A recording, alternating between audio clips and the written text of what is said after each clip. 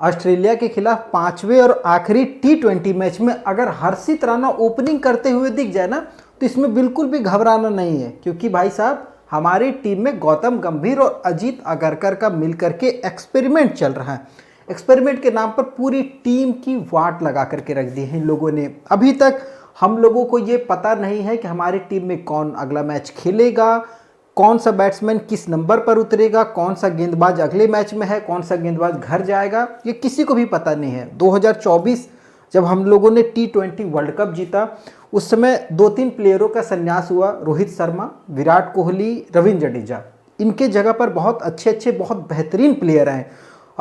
हमारे पास ऋतुराज गायकवाड़ जैसा एक समय ओपनर आया था, उसको बाहर किया गया। उस पूरे मतलब आप इंडिया के स्क्वाड से हमेशा के लिए बाहर कर दिया गया। उसके बाद हमारे पास एक नया ओपनर आया, संजू सैमसन प्लस अभिषेक शर्मा। इन दोनों की जोड़ी बहुत बेहतरीन चल रही थी, ऐसा लग रहा था कि हम पूरे वर्ल्ड क्रिकेट में डोमिनेट कर रहे हैं। और बॉलिंग में हमारे पास एक तरफ जसप्रीत बुमराह, दूसरी तरफ अर्शदीप सिंह, मतलब पूरा डोमिनेशन चल रहा था। हार्दिक पांड्या और नीतीश कुमार रेड्डी, रिंकू सिंह, सब बहुत बेहतरीन था। लेकिन फिर गौतम गंभीर को सूझा ना, ऐसे कैसे चलेगा, ये टीम जीत रही है, इसमें एक्सपेरिमेंट करना चाहिए। एक्सपेरिमेंट घुसाया गया। एक्सपेरिमेंट कुछ इस हद तक घुसाया गया कि वो प्लेयर जो आपको कभी T20 का ओपनर बेताज बादशाह नजर आ रहा था, जो शतक पर शतक बना रहा था हर T20 मैच में, उसको आप ले करके आ जाते हैं 5वें 6ठे पे एशिया कप में आप खिलाते हैं। आपको क्यों? तो भाई हमको शुभमन गिल को सेट करना, उसकी कैरियर को सेट करना है, क्योंकि शुभमन गिल एक ऐसा कप्तान है जो बहुत ज़्यादा आवाज़ नहीं उठाएगा। उसको जो कहेगा गौतम गंभीर वो मानेगा, वो पूरी तरीके से करेगा। इन चीज़ों को लेकर के अब टेस्ट में, वनडे में, उसके बाद अब T20 में उसको कप्तानी देने के लिए टीम में रखना भी जरूरी है। तो रखने वाला जगह क्या है? ओपनर। ओपनिंग पर उसको सेटलमेंट करना। अब उस सेटलमेंट में अब इन भाई साहब का कैरियर जो है वो बर्बाद हो रहा है। इनकी बैटिंग का पोजीशन फिक्स नहीं है, ये टीम में होंगे या नहीं होंगे ये भी अब तो फिक्स नहीं है, क्योंकि जिस तरीके से पिछले 2 T20 मैच में इनको बाहर कर दिया गया, इनकी जगह जितेश शर्मा आए हैं। तो अब ये उम्मीद की जा रही है कि भाई साहब इनका जो T20 करियर है ना, वो अब लगभग ख़त्म ही है। अब इनको रिटायरमेंट की घोषणा करनी पड़ जाएगी। खैर, बहुत सारे ऐसे सवाल हैं आपके भी मन में, क्या होगा टीम इंडिया का कैरियर, क्या क्या एक्सपेरिमेंट चल रहा है, इन सब के पीछे थोड़ी सी जानने की कोशिश करते हैं। तो सबसे पहले हम लोग बात कर लेते हैं आपकी ये भाई साहब की, अर्शदीप सिंह। इनको लेकर के सभी के मन में सवाल होगा कि आखिर अर्शदीप सिंह जो हम लोगों को T20 वर्ल्ड कप जिताया हुआ बॉलर है, जो बुमराह के साथ सबसे बेहतरीन स्पेल डालता है। रिकॉर्ड है 12 मैच दोनों साथ में खेले हैं और 12 मैच भारतीय टीम ने जीता है। इन दोनों के एक साथ होने पर भारतीय टीम वो मैच हारती ही नहीं है। तो फिर ऐसी कौन सी मजबूरियां थी जिसमें गौतम गंभीर KKR की तरफ से दहेज में लेकर के आए, हर्षित राणा को यहाँ पर फिट करने की कोशिश कर रहे थे। इनको हर्षित राणा को फिट किया जा रहा था किसकी जगह पर? अर्शदीप सिंह की जगह पर, क्योंकि जसप्रीत बुमराह को हटाना बुमराह के गौतम गंभीर की हैसियत से बाहर था, क्योंकि उनको पता है कि अगर जसप्रीत बुमराह को छेड़ेंगे तो एक हंगामा मच सकता है, उनकी पूरी बनाई बनाई जो प्लानिंग है वो फेल हो सकती है। इसलिए इनको छूना नहीं, इसको नहीं छुआ। इस पर छुआ क्योंकि जानते थे कि इसको हम हटाएंगे तो कोई आवाज़ ही नहीं निकलेंगी, और इसको यहाँ हटा करके अब हर्षित राणा को सेटलमेंट किया गया। परफॉर्मेंस और देखिए सेटलमेंट, एक कहते हैं ना घूस दे करके जाना और काबिलियत पर आना बहुत फ़र्क होता है। घूस पर पहुँचे हर्षित राणा की काबिलियत जो है वो असल में दिखाई दे गई, मजबूरन आवाज़ें उठनी शुरू हो गई, उनको हटाया गया। कई बार उनको बैटिंग में प्रमोट किया गया, शिवम दुबे के पहले बैटिंग करवाया गया। अब आप सोच सकते हैं T20 में हर्षित राणा क्या कर सकता है।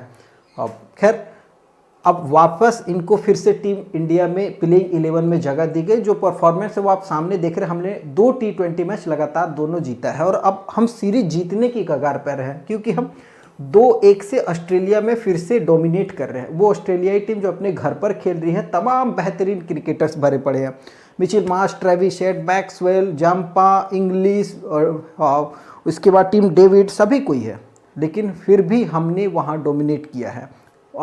खैर, उसके बाद बात कर लेते हैं इन लोगों की। अभी सबसे बड़ा सवाल पता है क्या? ओपनिंग तो चलो ठीक है, फिक्स हो गया था, शुभमन गिल और अभिषेक शर्मा खेलेगा, लेकिन नंबर 3 का पोजीशन अभी तक फिक्स नहीं। और आप ये मेरी गारंटी है कि आप नहीं बता सकते हो कि 5वें T20 मैच में कौन आएगा ओपनिंग करने, कौन आएगा 4थे नंबर पर और कौन आएगा 5वें नंबर पर।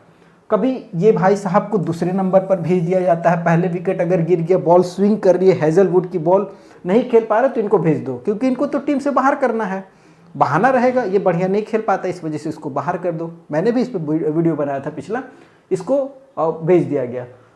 तीसरे T20 मैच में क्या हुआ, सूर्य कुमार यादव खुद आ गया, क्योंकि वो एक तरीके से बैटिंग पिच थी जहां पर ट्रेविस हेड जैसा बैट्समैन खूब अच्छी खासी धुनाई कर रहा था, तो वहां पर ये भाई साहब सोचे बैटिंग पिच है, हम तो बहुत मैच से आउट ऑफ फॉर्म चल रहे हैं, लगभग पिछले 28 मैचों से तो हमारा अर्धशतक ही नहीं आया, 50 रन भी नहीं बनाया, तो आज मौका है, पहुंच जाते हैं। लेकिन कुछ खास कारनामा ये नहीं कर पाए, और अगर मैं गारंटी लगा देता हूं कि अगर ये व्यक्ति कप्तान नहीं होता तो शायद ये टीम में डिजर्व भी नहीं करता।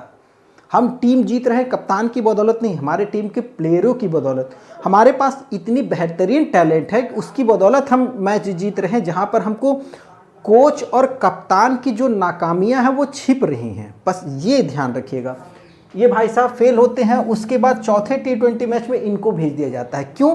क्योंकि स्पिन आई है एडम जंपा की। अब एडम जंपा को ये बहुत मारेंगे, लेकिन ऑस्ट्रेलिया भाई साहब ऐसे ही वर्ल्ड क्रिकेट को डोमिनेट नहीं करता है। उसने तुरंत फास्टर लगाया और वो फास्टर को खेलने में एकदम काबिल ही नहीं है, नाकाबिल है, एकदम पूरी तरीके से एक्सपोज हो गया फास्टर को खेलने में।